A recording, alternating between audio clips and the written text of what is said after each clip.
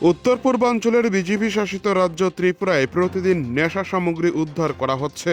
কখনো সরকারি রেল ব্যবহার করে রাজ্যে প্রবেশ করছে ফেন্সিডিল, আবার কখনো সরকারি রেল ব্যবহার করে বহিরাজ্যে পাঠানো হচ্ছে গাঁজা। নেশামুক্ত ত্রিপুরা গড়ার ডাক দিয়েছিলেন মুখ্যমন্ত্রী, কিন্তু বর্তমান সময়ে নেশাযুক্ত হচ্ছে সরকারি রেল স্টেশনগুলি। রবিবার সকালে উদয়পুর রেল স্টেশনে 3টি স্কুল ব্যাগ থেকে 20 কেজি গাঁজা উদ্ধার করে রেলের জিআরপি পুলিশ।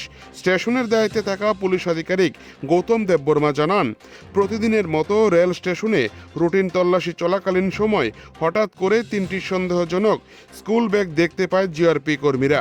সাথে সাথে ব্যাগগুলিকে বাজেয়াপ্ত করা হয়। পরে রাধাকিশোরপুর থানায় জানানো হলে পুলিশ ছুটে গিয়ে ব্যাগগুলি তল্লাশি করার পর দেখতে পায় 3টি ব্যাগের মধ্যে শুকনো গাঁজা ভর্তি রয়েছে। কারা এবং কিভাবে স্টেশনের প্ল্যাটফর্মে এই গাঁজাগুলিকে পৌঁছে দেওয়া হয়েছে এ নিয়ে উঠছে প্রশ্ন। কিন্তু ব্যাগ উদ্ধার করা হলেও পুলিশ কাউকে গ্রেপ্তার করতে পারেনি।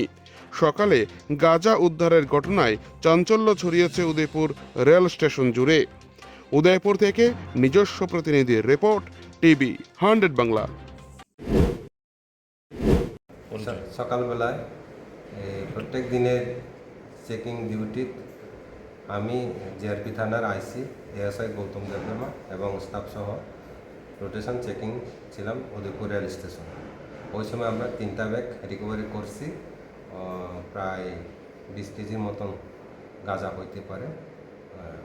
আমরা এখন নিজে সেফ কাস্টডিতে রাখছি।